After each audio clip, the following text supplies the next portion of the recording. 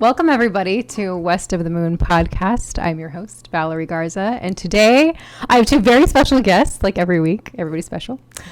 David and Seth. I'm going to ask you a bunch of questions about this, the JFK conspiracy. Perfect. So you guys just did a film about the JFK assassination. What inspired you? Like, what about that, like, provoked you and drew you to that topic? Well, what's it called? At the time, I was reading a book called American Tabloid by James Elroy, and it kind of goes, it's like a big old chunk of American history from like 58 to 62 or 63, and it chronicles all of like it's a fiction, but it goes through like Cuba, it goes through Oswald, it goes through all these gangsters and Frank Sinatra, and it was a really interesting book. So I was like, I wanted to do a noir film, like those old black and white hard-boiled detective things, but centered around the Kennedy assassination. And somehow, some way, I wanted to incorporate that in there. Yeah. Those two ideas. So tell me about your film. So the idea is it takes place in one hotel room between two guys. Okay. David was one of those guys right there. And throughout the film, they're talking about something that went wrong, something that happened. We don't know what happened yet. We don't know why they're talking or who they are yet. And throughout the film, they start dropping little hints and little nods here and there. They start mentioning Lee. They start mentioning the rifle. Tippit. And all these different things up until the very end when you find out that these guys are the ones who orchestrated the assassination. Wow. He told me the idea about it, and I thought it was terrible. I was like, you're a terrible filmmaker. I'm never going to work with you. But then I read the script, and I was like, okay, I like this. Wow. And I like it because it's like its own conspiracy. It's its own little thing. Because it doesn't necessarily jump on a coattail of another conspiracy. Yeah.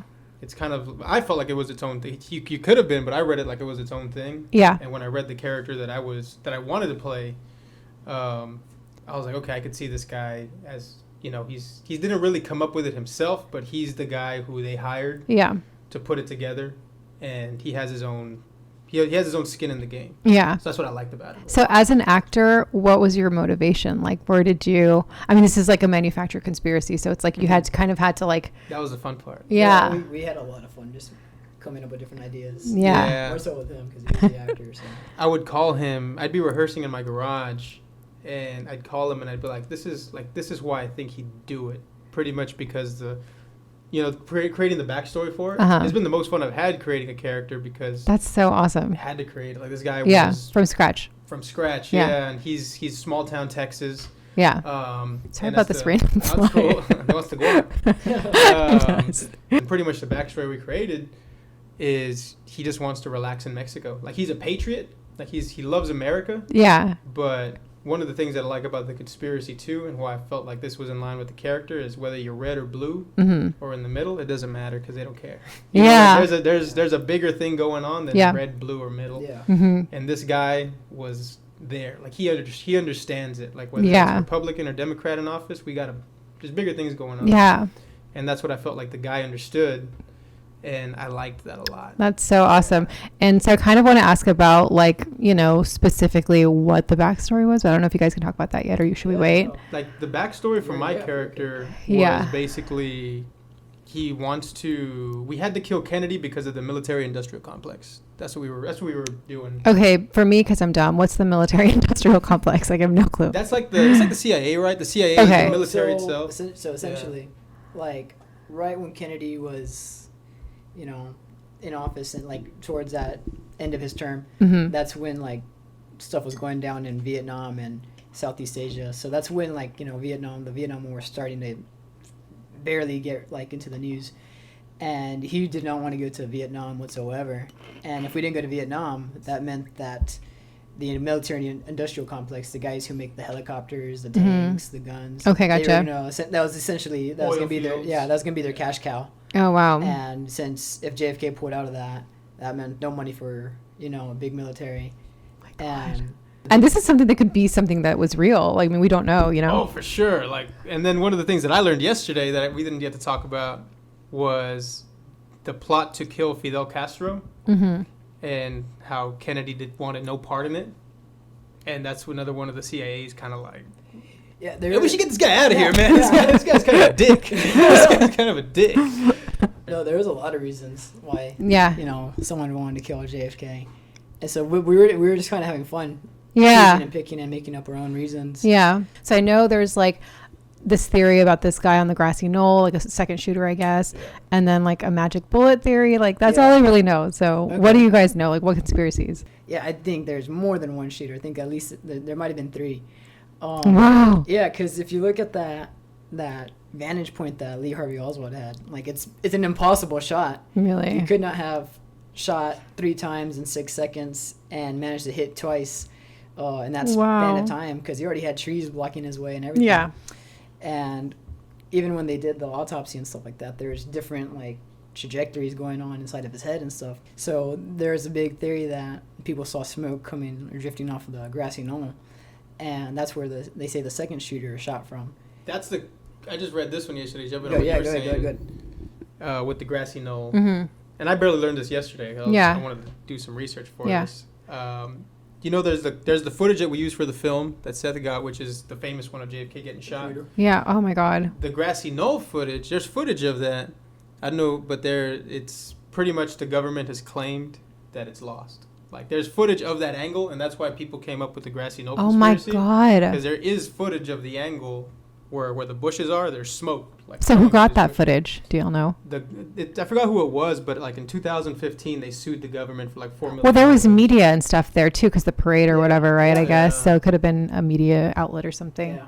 And pretty much the family of that person sued the government because they lost their footage, and that's why nobody's really ever seen insane. that side of that angle. So there's that other angle, the famous angle, and then there's the one that's just disappeared, which is the Grassy Knoll.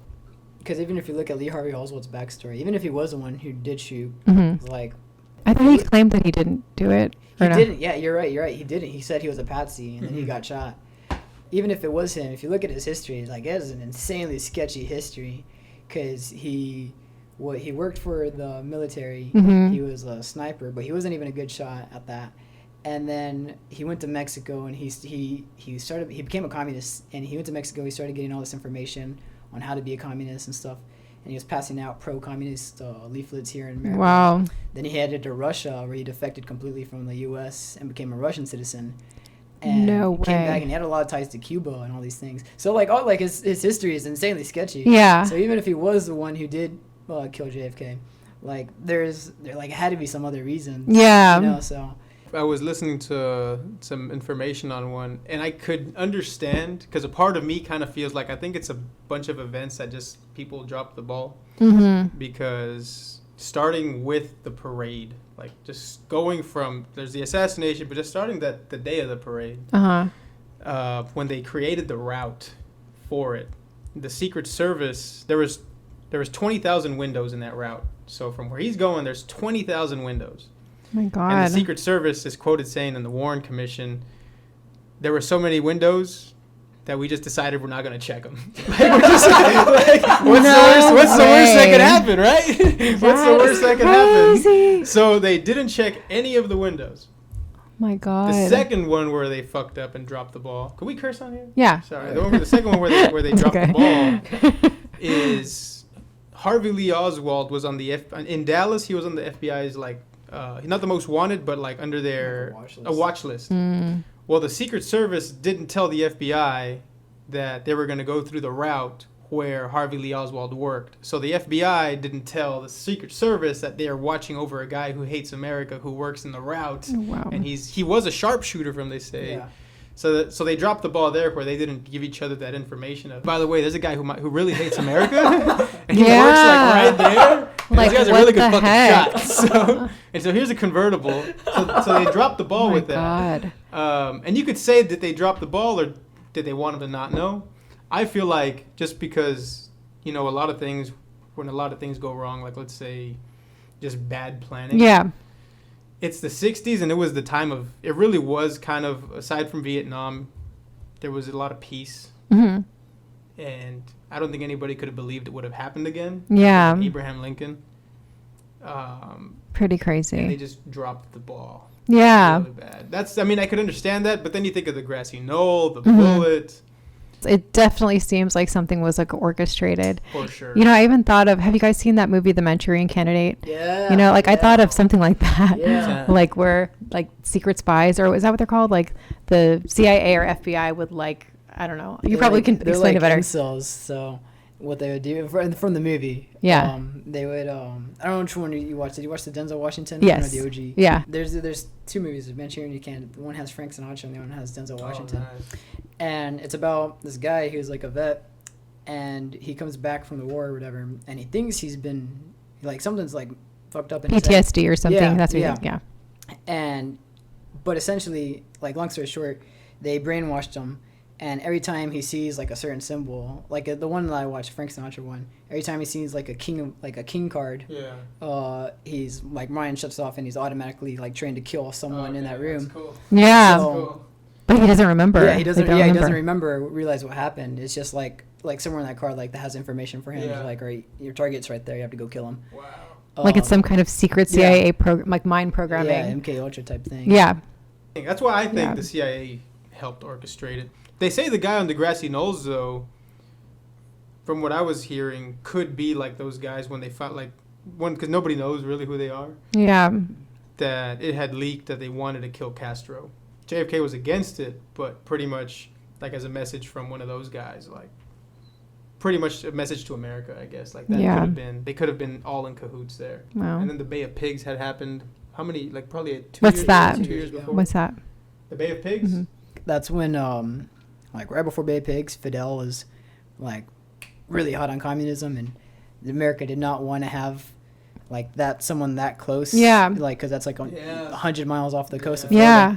So they're like, man, they're not comfortable with having a communist country that close. And then to make it worse, they found footage, or they found, like, aerial shots that they had in nuclear silos that the Russians gave them. And, like, so now they have, like, a communist country that had nuclear weapons possibly that close. So they orchestrated, like, a massive invasion or they had all these Cuban refugees in America already. And they trained them.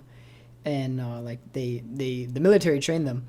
And essentially they had all those refugees invade Cuba. But as soon as they landed, like, Castro had word of it, like, from the get-go and just slaughtered all of them. And so it was a big ol' fuck up on JFK's part. Yeah, intel wise. And that was like one of the biggest. It's like a skid mark in his presidency. Oh my gosh. Skid mark in his presidency. Almost like Trump has COVID as a skid mark in his presidency. JFK's was the Bay of Pigs. Yeah. So it's kind of like that is really crazy. Kind of got your guys a little slaughtered there, buddy. What other reasons could somebody have to want to assassinate him besides, like, you know, I don't know, like what other motivations could there possibly be? There was Lyndon B. Johnson. So one of the conspiracies where it kind of all ties together with it is it was an election year, the year he died. And they were going to take him off the vice president ballot. So pretty much. Who? Lyndon B. Johnson. Oh, okay. So pretty much JFK was going to have it was rumored that there was a lot of friction between them. Okay. Because JFK had actually beat Lyndon B. Johnson for the Democratic nomination. Yeah. And then there had been that friction because Lyndon B. Johnson wanted Vietnam. He was for Vietnam. JFK was against it. Mm-hmm. So for the next election, it was going to be without him. And that was that's one of the things that Lyndon B. Johnson was a part of it too. Oh my gosh. Yeah.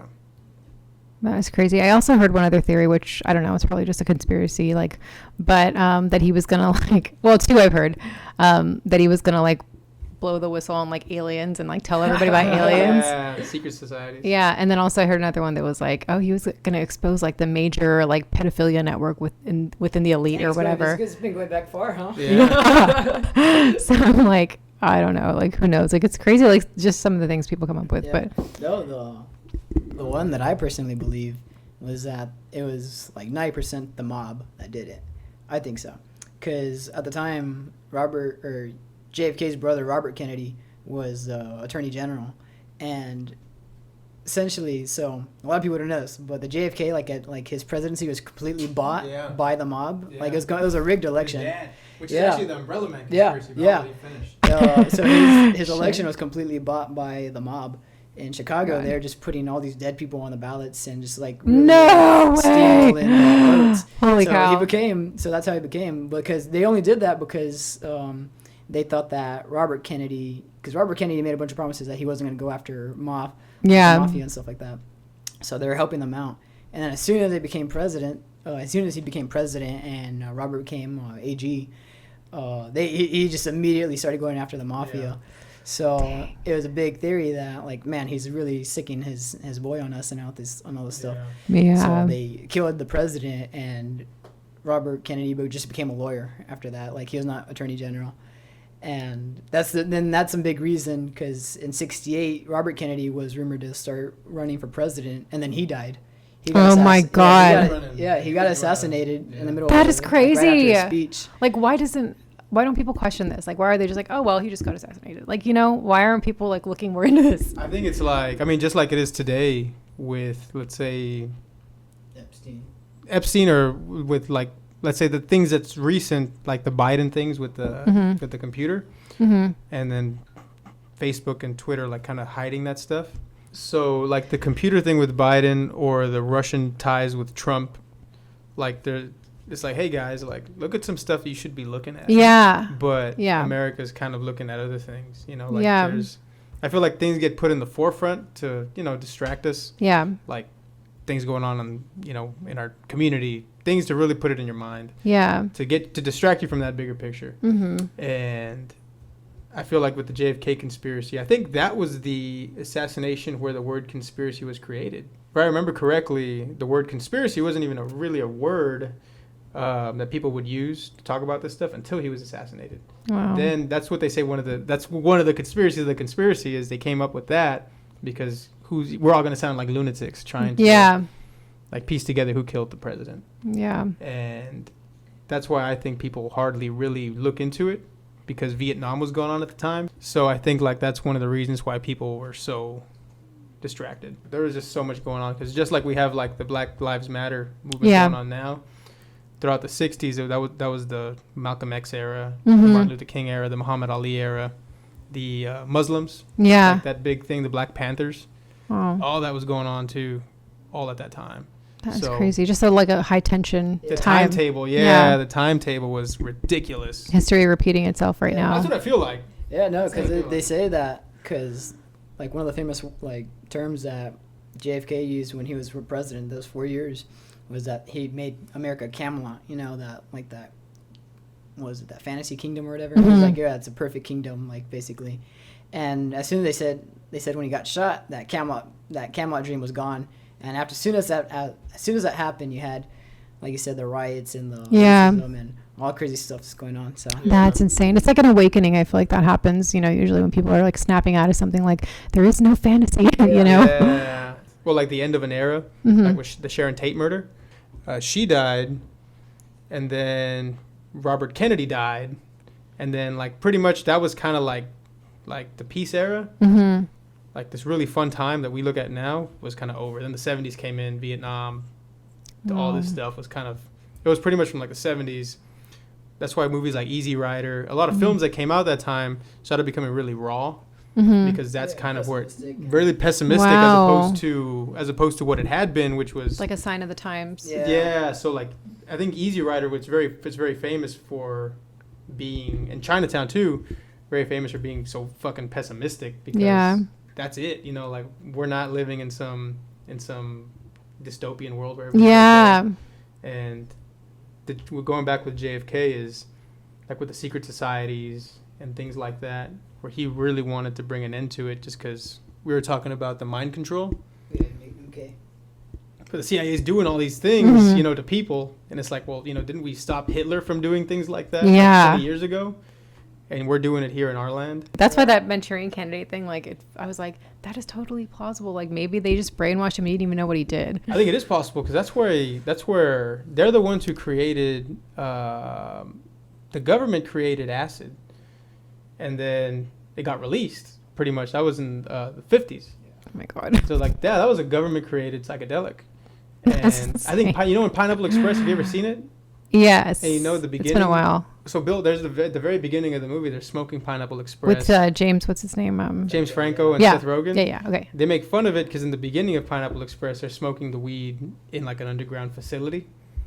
Pretty much, they're just testing out what these drugs do to their soldiers and what they do to their, whoever they're holding hostage. Like, you release, and then when that drug got released, it was good stuff. Yeah. Positivity for people, but it wasn't meant for that initially. Like a truth serum kind of thing, I Yeah, guess. truth serum kind of thing. I learned about the Umbrella Man yesterday. Yeah, go Tell me about that. What's that? Do you know about it? vaguely. Vaguely? You haven't heard about it? No. In the Assassination, there's a guy right where JFK, so let's say this is his car, Mm-hmm. there's a guy with an umbrella that's standing right here. So Okay. think about it, in Dallas, the day before it rained, but the day of the assassination, sunny outside, Yeah. nobody in that entire Dallas area and footage of the parade has any sort of like umbrellas or anything. Well, there's this one guy standing right Wow. there. The moment the car passes, he is getting close, he raises the umbrella, he gets shot. Pretty much. So he's the only guy with a black umbrella, and he raises it and he gets shot. So the conspiracy is it's kind of like one of those things if that's a signal, like a signal with the umbrella. And there's footage of this guy, and right when everybody... It's in Oh camera, so- my Yeah. God. Yeah. That just gave me chills. I 'cause feel it's bad like, if that guy was like, he had nothing to do with it, and it's just he just got sucked into this conspiracy. But oh this my man God. killed JFK now. Yeah. That he is he so actually had to crazy. go to court for it. There's the footage afterwards where everybody's in panic. There's pictures of people running. Yeah. The guy just got shot. The dude in the umbrella is just sitting down on the curb, like just sitting down. Are you And- kidding me? Oh my God. So there's all these conspiracies. I think the X-Files did a conspiracy with the umbrella that it was like some sort of weapon, some sort of dart. It could have been a signal. Could have been a lot of God. things. But he Yeah. did go to court. One of the red flags was right after he gets shot. He looks right into camera. He winks with the No. thumb. In real, I was like, oh my God. No, he didn't do it. It's him. He did it. Yeah, but when he went to court, he Signs. pretty much said... Oh my God. You're gonna laugh because when he went to court, he pretty much said that he's like, I think I'm just one of those people who was at the absolute worst place at the absolute wrong time, because he said it was a political thing that he did it for, Yeah. because his father lost his business because of JFK's father, Mhm. because of some sort of appeasement, and he's from the UK, and in the UK, if you have an umbrella and they use it for, it's like a form of protest in Mhm. terms of appeasing, like saying you disagree with certain things. So he's like, I was gonna do that. Almost like I got you. I would like to believe that Harvey Lee Oswald did it all and got lucky. Yeah. Got lucky. That's We- what I would like to believe, because I want to live in a world where A fantasy island. a fantasy island where the government loves us. You know, they don't do that. They don't do that. They have my best interest. That's what I want to believe. I Oh think my that's why gosh. people don't dive into the conspiracy. My personal belief is that it was probably the mob that did it. Because even what's his name? Man, I dove deep into this when we were No way. researching it. Yeah, so Like down the rabbit hole. kinda. I don't want to be like one of those tinfoil hat kind of guys, but Yeah. for this one, yeah, I know, exactly. Yeah, for this one, I'm like, I'll put the tinfoil hat on, because J. Edgar Hoover, like the director of the FBI, like, he was like super like he had his hands in everything, and for the longest time he denied that the mob existed because he was friends with the mob. You scratch our back, we scratch your back. And, like, we'll let sleeping dogs kind of lie sort of situation. So right before the assassination, Robert Kennedy was really up J. Edgar Hoover's ass about everything that he was doing. They did not like each other. He was Really? going to kick him out of his office, basically. Yeah. So I think that J. Edgar Hoover kind of had like an idea. Like, I don't think he had an actual part, but he's like, Yeah. I'm just going to let this happen.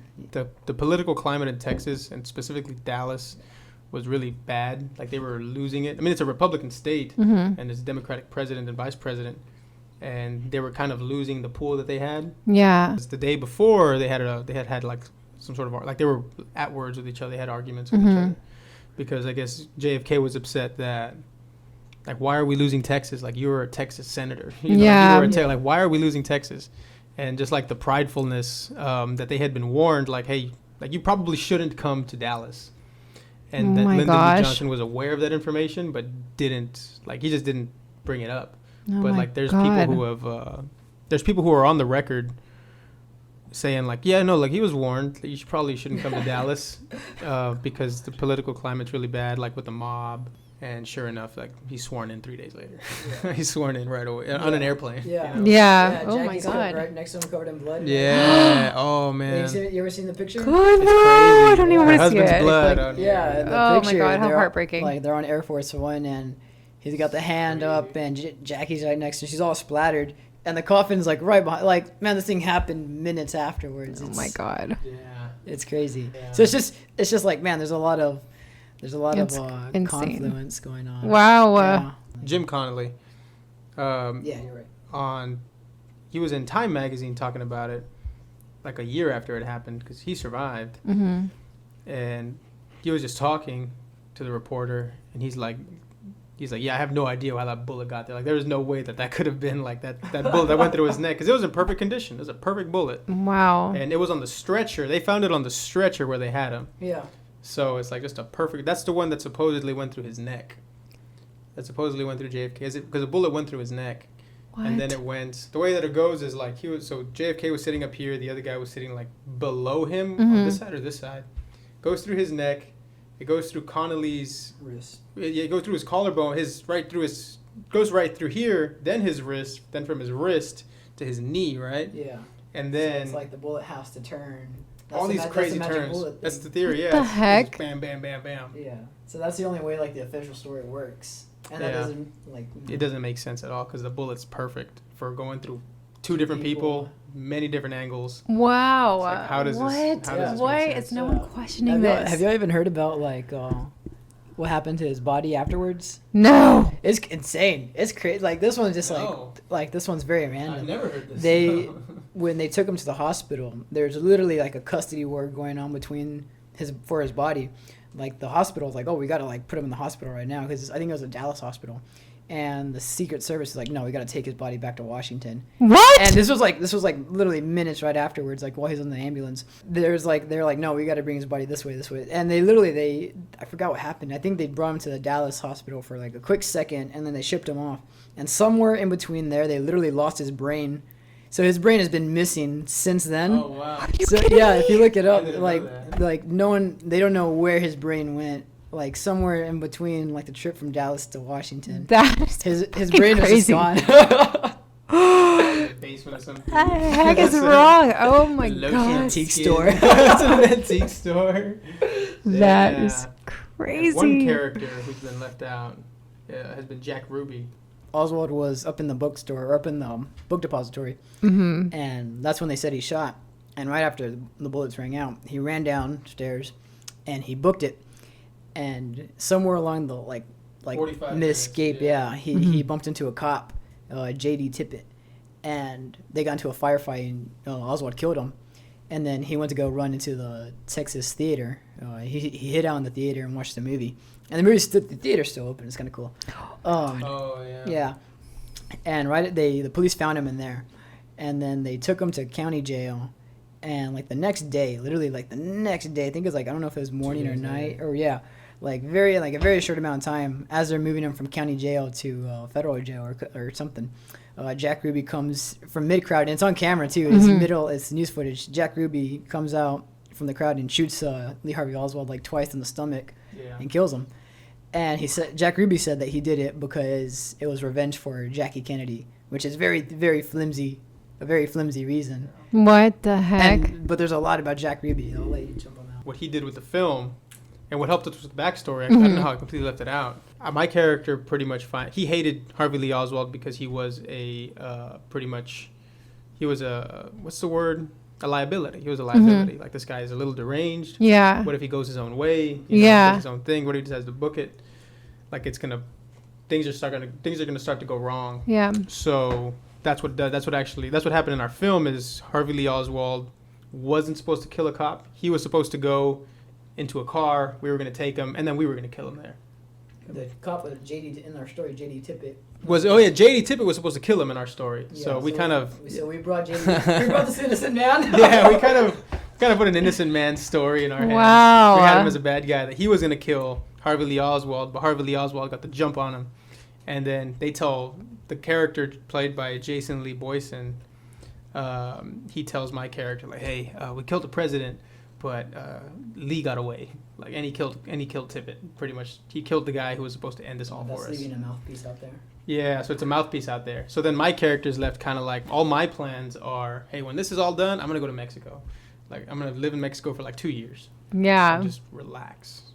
Just get us out of the way. So I'm there trying to find out, like, like I'm pretty much telling him like, I told you so. This is your fucking guy, and like, what do I do? So pretty much the whole time I'm just trying to think of a million scenarios, and that's one of the things I liked about it is like when you find out that your plan is going, went completely left. It's like, what do you do? And he goes all the way down through his Rolodex, and he's like, Jack Ruby. Like, I know a guy. Wow. Yeah, no, Jack Ruby's crazy too because, like, in the official story, he's just like a random guy who comes and shoots Lee Harvey Oswald because he's revenge. But he was actually a Dallas. He owned a Dallas strip club, and he was very, very, very good friends. He was the bagman for all these big mafia or big mobs from. He was like Sam Giancana's bagman. All these really important mobsters from Florida, New York, and Las Vegas, and Los Angeles, and all this stuff. So he was friends with everyone, and he was also friends with the CIA and FBI, and he helped facilitate some of those Cuban refugee trainings. So he had a lot like going on. So they're like, so when they said that he killed Lee Harvey Oswald, it's like it probably wasn't for the reason he was saying. Yeah. Because he had a lot of friends and who wanted. Yeah. So pretty much they pretty much have a lot of weight on him, kind of like, hey, you got to do this. Like, if you want to stay free, if you want to do this, like, you got to kill this person. And it kind of was. I was listening to something and they were laughing. They're like, kudos to the cameraman. Because, like, imagine you're, like, to stay on the shot. Like, you hear gunshots, you run. But the camera guy is just there, like, bah, bah, just zooms in and tries to interview Jack. Just sees him there. That was amazing. That was incredible, Seth. And, oh, my God. Yeah, so it's just the timeline of events. Like, I think it's such a web. Like, it's the perfect crime. Everyone knows each other. Yeah, it's the perfect crime. Like, it's like Bob Dylan has a good line where he says it's the best magic trick under the sun. Y'all are so knowledgeable on this. That's crazy. So did you have to do a lot of like back study, like to prepare for the film? It was kind of fun. So you're like just getting lost in all the web. Because I was reading that book that James Orwell that pretty much gave me like all the information. And there's a great line in there. Because everyone knows each other, he says it's all about confluence. It's who you know and who you blow. Because everyone knew each other. So true. And like even the prostitutes, because JFK was like a notorious they called him Bad Back Jack because he would just throw out his back every time, or he was just banging chicks left and right, like everywhere he went. And that's crazy. They were doing shakedowns on him too, like they were recording some of the conversations that he was having with the prostitutes in bed and stuff like that. So there was just like, man, there's like so much going on, like so many layers. It's super interesting. So that was a big chunk of the research, essentially. Where we created it our own is basically my character he's the one who he accidentally created the mob conspiracy. Because the mob was already, like, they have, Robert Kennedy with the with Attorney General, JFK, being a womanizer, all these things. Yeah. Like, they're accidentally tied into the mob. Yeah. It's like, let's say Donald Trump is accidentally, I guess, tied with China and Russia, his bank accounts and things like that, to where if something were to happen, you could point the fingers at them. You could say it was one of them. Mm-hmm. So my character, when the government is clearly the ones doing it, but my character just so happens to have the connection with Jack Ruby, where it's like, hey, like, well, we're gonna put Jack Ruby on this. He'll do, like, we have some stuff on him before we get Jack Ruby on it. It's like, well, you start looking at the mob, like, well, Jack Ruby's connected with the mob, and the mob did this with JFK and this and that. Wow. That's what I liked about it, is almost like we accidentally created a pile of shit. Everybody to step on. But you can go anywhere with that, and it can be interpreted in so many ways. So it's like people will like have a field day with it. One of the fun things that we talked about that we would love to do with it is, like, if we could make it like a 10-part, 8-part series, but it doesn't follow my character. Like, it follows my character, it follows JFK, it follows Jack Ruby, like Marilyn Manson. What? Marilyn Monroe. Like, following all these people, and it all leads up to the assassination. Yeah, because it's all connected. Like, it's all just going there. Too. He was best friends with JFK. And then with the wiretaps for the shakedowns, that's one of the, going back to the CIA, that's where a lot of that has a lot of truth. Yeah. because they're doing things outside of, the president. Like, they're doing things outside, shaking down your own president. Yeah. And they did that with Malcolm X. They did that with Martin Luther King, because he was also notoriously a womanizer. On camera. Yeah, No way. they would film Martin Luther King with other women during his, as he would go around to different cities. Yeah. And they would send it to his wife. Yeah, the big one that they caught was like Martin. They have camera like through windows like that, where Martin Luther King's like mid bang on with some white girl. So it's just like, man, like complete. And they would they would have a phone that would go to his wife, and she would hear. So like if he was in a room with somebody, they would call her, and like she would hear it. My gosh. The family sued Martin Luther. His wife, she sued, and she won. She sued the FBI because of all this, and because there was proof that somebody was planning to kill him in I think it was Memphis. Wow. I think it was where he died, and no one said anything. Yeah. Just like with Malcolm X. He was killed by he was killed by the Muslims, his own people.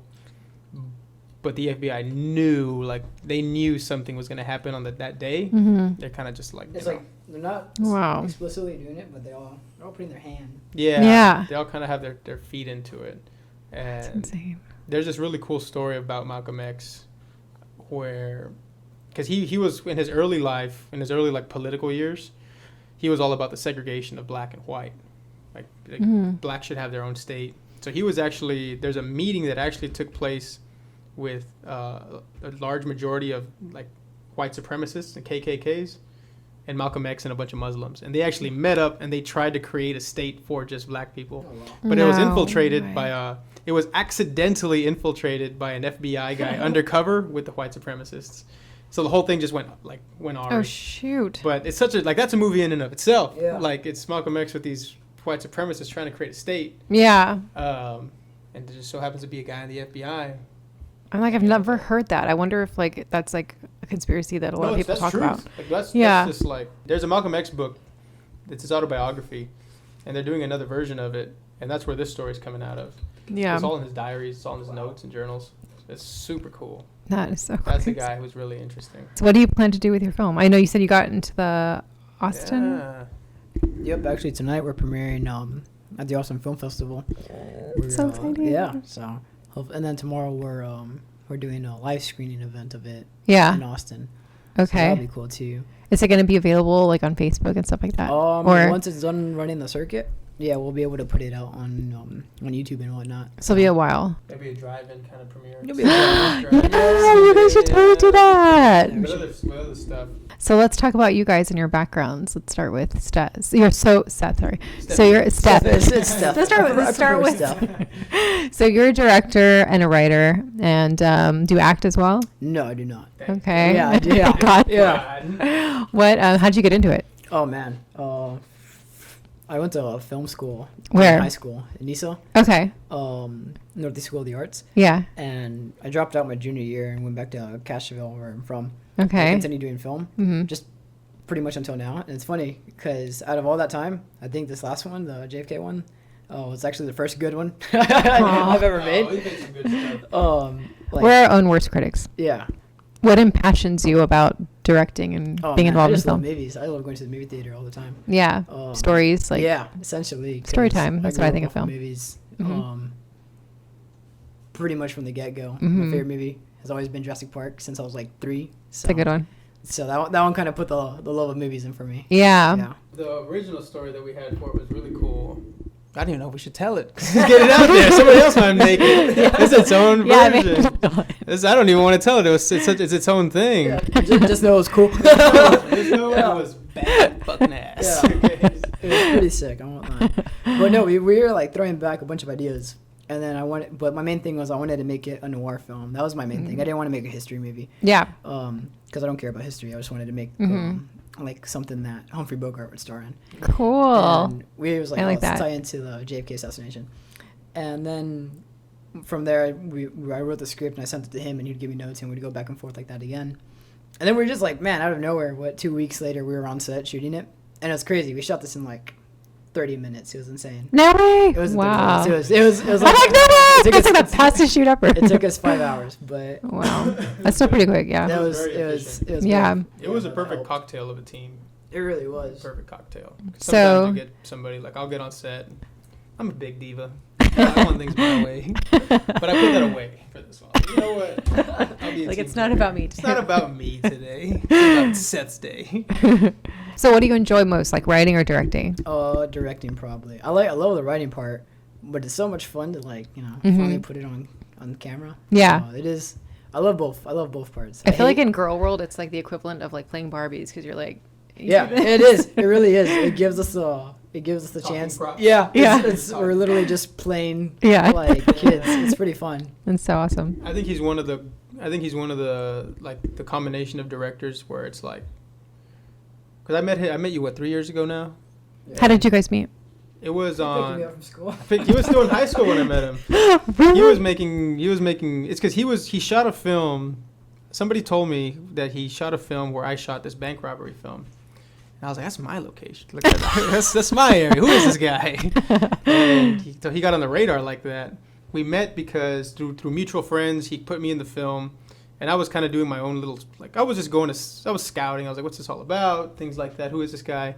And I was in production of a feature film that I had written. Mm-hmm.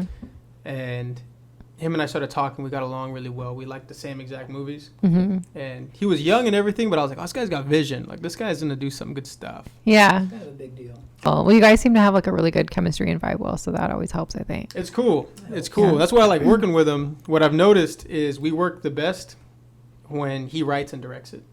That's why I like it, because it lets me, because I like to act, write, and produce. Mm-hmm. But Yeah, you do a lot of your own projects too, right? I mean, Yes. Yeah. But I like working with him because if he writes it and directs it, I just have to worry about, I help him produce it, but I'll Mhm. act in it. And the story's his, like pretty Yeah. much, like I'll give him my peace of mind. Like we did with this one where I think this character would do this for this reason. Mm-hmm. But it's more so like actor notes Yeah. than producer notes, because then he's in his zone, I'm in my Yeah. zone, and we just connect really well. Yeah. So That's that's why I amazing. like being a part of his projects like that. Cool. Okay. Well, really tell me enjoy about it. you, David. I mean, tell guests about yourself. and Hello, what you- guests. So I've been acting. I think acting. So I've been good since this past film. We call it acting. Yeah, we call it acting. In theory. In it is theory, acting? I'm acting like an actor, and this is the first film that I'm like, that was good. The project I saw of yours at that film festival. Motel Chronicles. Yes, so good. Thank you. I mean, Thank you. I just love. I was telling, like, I told a couple friends about it. Like, I just love the way you shot it. It kind of reminds me of like I guess Quentin Tarantino or something similar, like along all that those- vein.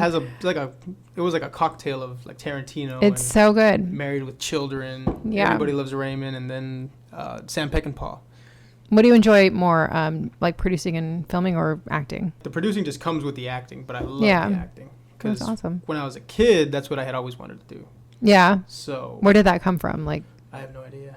I No? just came. yeah. Yeah, it just came. Did you have any family or anybody that was like an actor? No, or? I was driving with my family one time through West Texas, and there was a dead Indian on the road. I love West Texas. And I'm like, are his you? soul came into no, I'm like, this is a real story. No, we love West Texas. That's why a lot of our I films are very love Western. West We were Texas. in Where's your Terlingua. favorite? Oh, Terlingua. Terlingua. Love Nice. Terlingua. Marfa, Alpine, Fort Yeah. Davis, That's Marathon. Yeah, I haven't gone to See, Fort Davis love, yet. Love that area. Yeah, It's that's so what, great. that area is. We went there 2 years ago. 2 years ago? That was 2 years ago No, now. no, it wasn't. Yeah, it's 2 years ago It now. was like a year and a half. Year and a half, same thing. No, We rounded off I to refuse to say it was not a year and a half. a year and a half ago. Damn. We went to West Texas. We were just chilling because then he made a Western right immediately. We were location scouting. That's why we did it. How there's was a- the Western? Was it? Oh, it's fucking cool. It's cool, except the audio is butchered. Oh. The audio, like, it looks cool and everything, and the actors killed it. And the costume's awesome, and the location looks beautiful. Yeah. But, like, man, that audio is pretty rough. You probably So we can, what's it called? I can get it fixed. I'm getting it fixed. Cool. I just keep putting it off. You've been to Terlingua, right? Yes. You ever see the I old love church? it. Like, Yeah. That's where. Yeah. Yeah. That like that cemetery or that area. Yeah, over right there. next to it. So, Okay, yeah. There's a church right next. yeah. To it. Yeah. It's just a cool place to go hang. It's Yeah, just it really a good place is. to unwind. I stayed in a teepee out there for like 2 days. Nice. I went hiking at Big Bend. It's oh my god, I love that area. I'm going there for my birthday in a couple weeks. Nice. We'll I go. love it. Nice. Yeah. I went to Terlingua about 2 months ago. We Oh, love yeah. West Texas. Love Westerns. Yeah. Like that's after I do this film in November, and then he has a film on Sunday, and he's gonna venture off to Cuba. Oh my gosh, I for wanna make a film? Western. No, just for the fun of it. What's it Nice. called? I want to. especially after reading all that stuff. I was like, for some reason, I really want to go to Cuba. So. Get some inspiration. No, just to drink rum. That's all I want to do. Just to drink rum. Cigars and rum. I'm getting a visa for 2 months over there. Just gonna find a nice little cheap place and just like. That's the life. My gosh. Drink some rum and smoke cigars. Nice. Good for you. I have a daughter, so I can't. I can't do that. So what were you doing in Terlingua? What were we doing in Terlingua? Oh, you said you were there 2 months ago? I was hanging out with my girlfriend there. Oh, cool. We were just hanging out there. It was her birthday weekend, actually. No way. Yeah. Did she want to go there too? We went to Marfa and Terlingua there. Yeah, I So love we were just it. hanging out. I love it. It's just beautiful. It's like I feel like when I go there, it's like doesn't even feel like you're in Texas. Like just the landscape or the geography. It's like I don't know. It's fucking beautiful. It's like we love Easy Rider. We love westerns. It looks like John Ford's West. Yeah. So that's kind of. It's funny. I'm gonna go on a side note, but remember that thing that happened? Thing that we kind of refused to acknowledge. What? All right. I don't know. See, man. So when we went location scouting like a year and a half ago, I remember this clearly. I don't believe in ghosts or anything. Okay. Like tell me, I want to know. We rented out this little cabin or little lodge or something like that. Yeah. Had like it was like bare bones. It was really cool, but he rented it out, so he got the bed, and I was sleeping in the living room, and it was like the door to the bed was like right here, and the couch I was sleeping on was like right here. Yeah. And right where you're at, there's like a window to outside and a little hammock right there. And I was like, I was lying down, and it was like 11 o'clock, and I was like trying to read a book, but it was too dark. So I was like, all right, I'm just gonna figure. Like I was like playing out how the film was gonna roll in my head, and like clear as day, like I saw David just like, or like someone, yeah, the shape of David walk like from the door, but I thought it was him. Like heard his door open. No. And I saw it get into the hammock and just opened up a book and started reading. I was like, oh, it's David. And I went to sleep, and I asked David, I was like, oh, what are you reading or something like that? And he's like, bro, he's asleep. And I was like, what are you talking about, man? I was asleep. You're kidding me. Yeah, oh my God. At all. But I was like, it's a glitch in the Matrix. It was probably you. I don't think it happened. I'm like, see, it happened. I was so awake. I was so awake because I was trying to figure out how we're gonna do this movie. So I know it happened. Wow. And there was no one else there. No, it was just us. Yeah, no, literally, because the lodge we got, there's like no one around us for like a straight mile. God. Cool. I highly recommend it. That's insane. Not that one though. Okay, and that you're like, not that one. I went to one right next to it. That's the one with a big, like it's like a swing, like a one-story swing. This is Interlingua? Yeah, it's beautiful. Dang. It's the best. Which one was the one that you stayed at?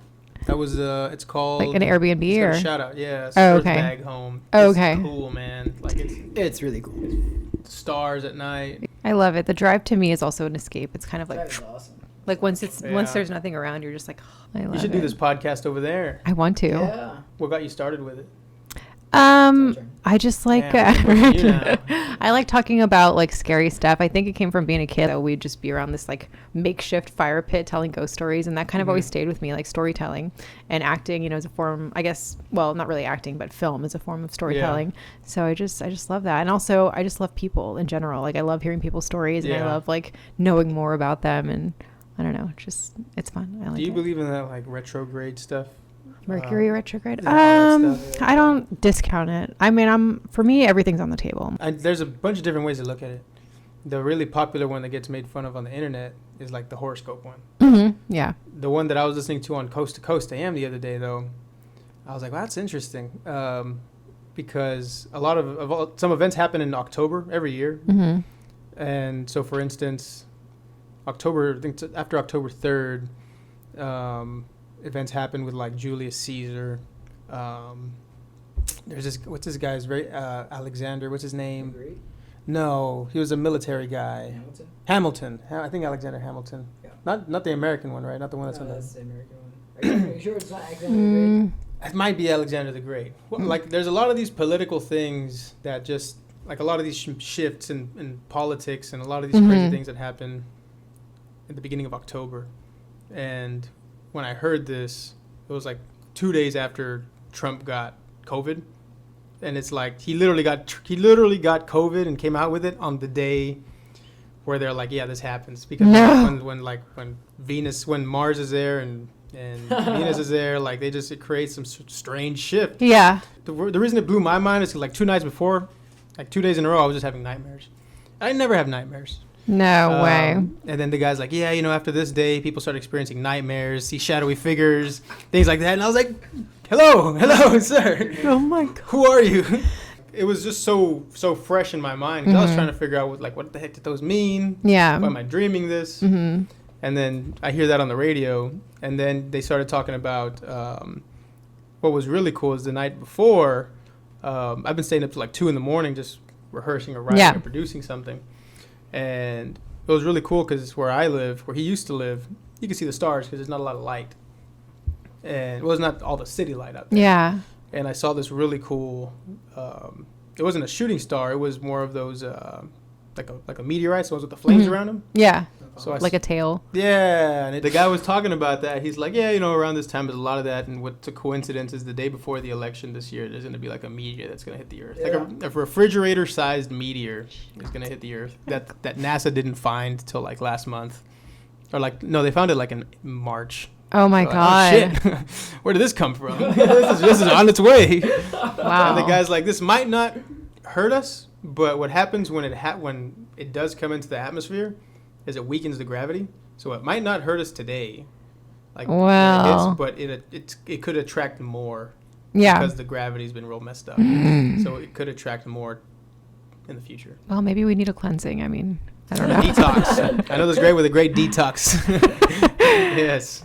That's insane. That's so cool. But well, anyway, you guys, thank you so much. Of course. I Thank you really for having us. appreciate y'all coming and sharing your stories, and it's super, super interesting. I can't wait to see your film. Thank you. I'll send you the link to it. Yeah, absolutely. I mean, I know you have to do your circuit thing, but I'm excited to see it. Especially now after talking about all this, I'm like, holy cow! Like I had no freaking idea what we were going to talk about. And now I'm like, wow, it was such a treat to talk to you guys. So thank you for coming. No problem. And thank you guys for watching West of the Moon podcast. I hope you enjoyed talking to my friends, hearing what they have to say. This camera. Thanks for watching.